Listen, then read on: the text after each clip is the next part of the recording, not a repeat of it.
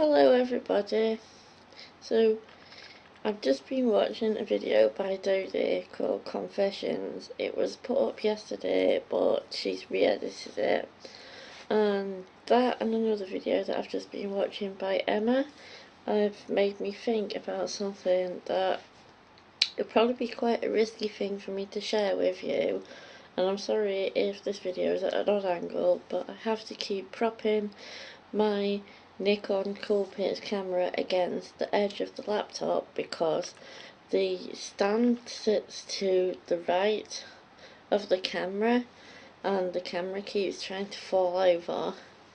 So that's just that. But the thing I wanted to talk about is something that came up when I had an assessment with the DWP recently.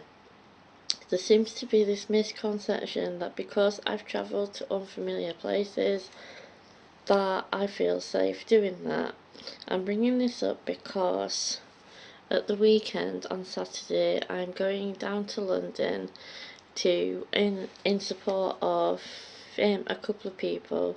One of them is doing a speech, an event, and I'm going in support of this person and another person to do with the campaign that I've been part of, and they're giving a speech on something.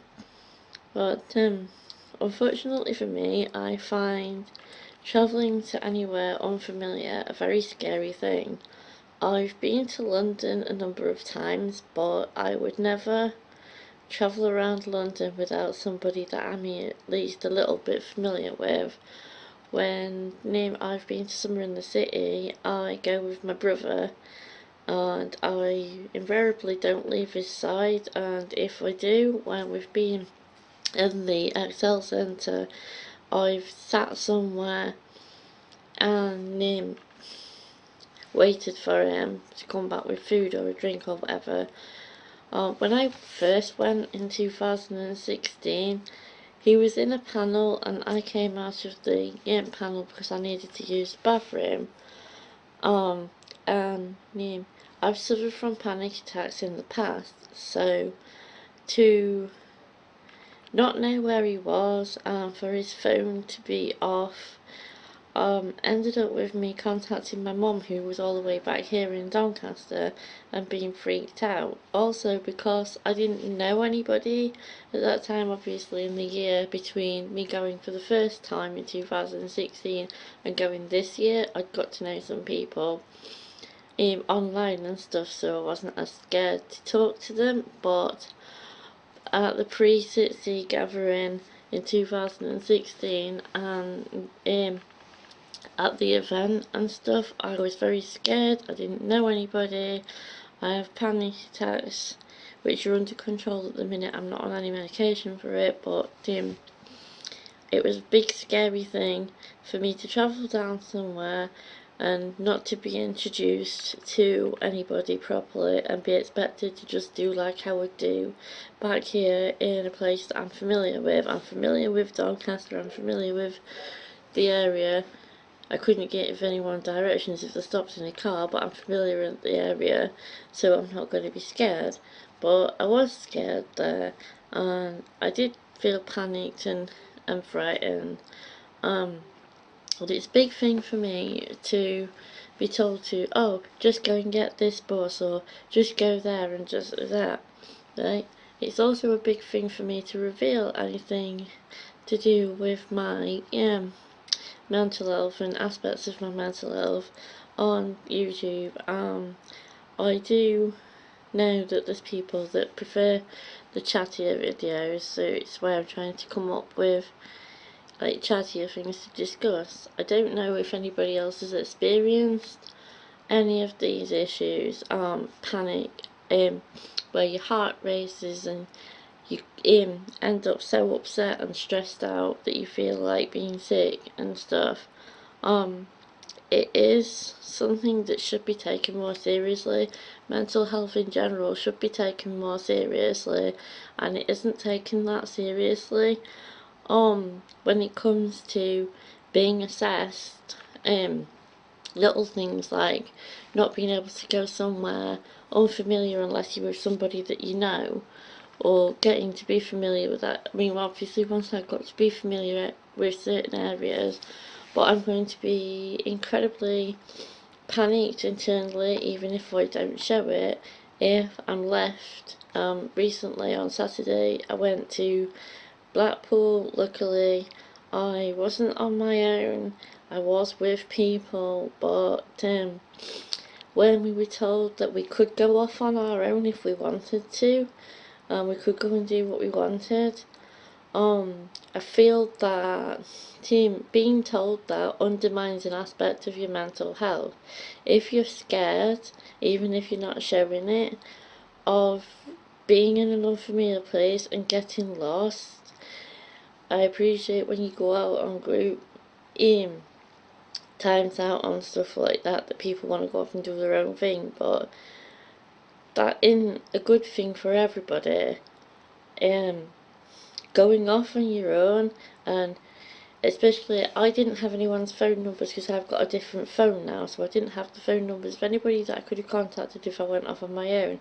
If I had turned around in that shop that I was in and there wasn't even one person left in the shop, I would have instantly gone to panic because I wouldn't have known where anybody was. Luckily for me, there was somebody that's also a neighbour of mine that was still in the shop because we were joking about over some cups and stuff. But it was like when other people had finished their meal and some of us hadn't, they were pretty much hurrying out of the cafe and things like that. I find things like that, I mean, it's not necessarily a case of just being rude, it's like everybody needs to stick together. If you're part of groups of people that have different aspects to their mental illness and stuff, like my being scared of unfamiliar places, it really should take that into consideration, and I don't think it is. I spend a lot of time by myself at home,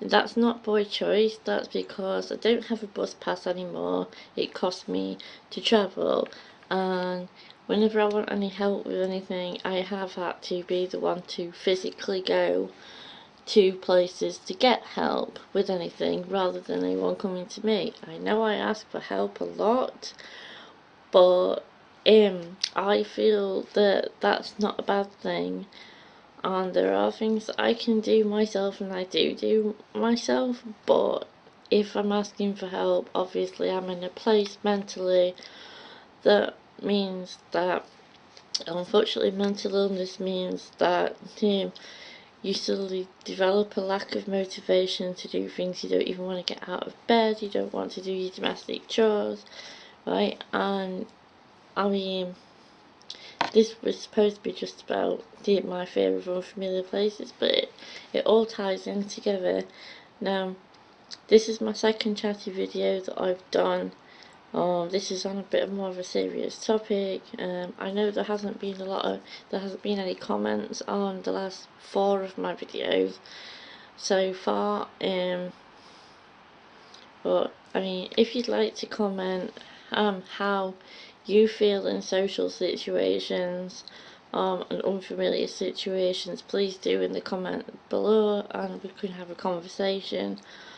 Also, please subscribe if you haven't subscribed. I'm up to 59 subscribers, so thank you for the 59 people that have subscribed. Please share on social media if possible. I know that there's one person who has shared some of my videos in the past. Thank you if you like my chattier videos. I know there's one person at least that does. And just, you know, comment, share, like, subscribe. Some of my links are in the description, and I will try to catch you again soon. Goodbye.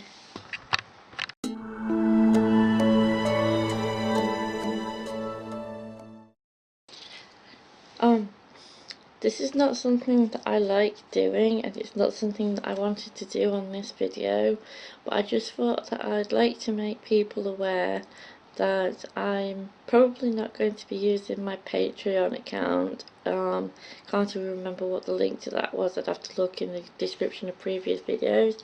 I do actually have a crowdfunder at the minute. I feel that I understand that everybody's struggling for money at the moment. I've been lucky enough that I now have a new laptop and I have a new phone. However, to be able to improve the channel, I set up the crowdfunder to try and raise £200 towards equipment and improvements with the channel. I do have editing software and a laptop and a new phone now, so I don't require those, but to continue to make this channel better for not only myself but mainly for my subscribers, of which I now have 59, so I'm almost at 60 subscribers. Something like a crowdfunder is needed, or a Patreon. Now, I'm not going to be using my Patreon because there aren't any incentives on there or anything that I could actually have given you for funding. The only thing I feel that I can give you is the continued improvement of the channel with new software and having a new laptop and things like that. If you are able to donate even a couple of pounds or a couple of dollars, whatever converted into pounds, towards me being able to do improvements to the channel, it will be much appreciated. Every subscription, every like, every share, every positive comment is also appreciated. I've been doing this since I went to Summer in the City in 2016. I restarted the channel, and I just want to make it the best possible channel that I can and give you the best possible content that I can. So if you are able to, please do. The link is in the description of my previous videos, and I will try to make it a permanent link in the description in my videos. Thank you for your time, and I shall see you again soon.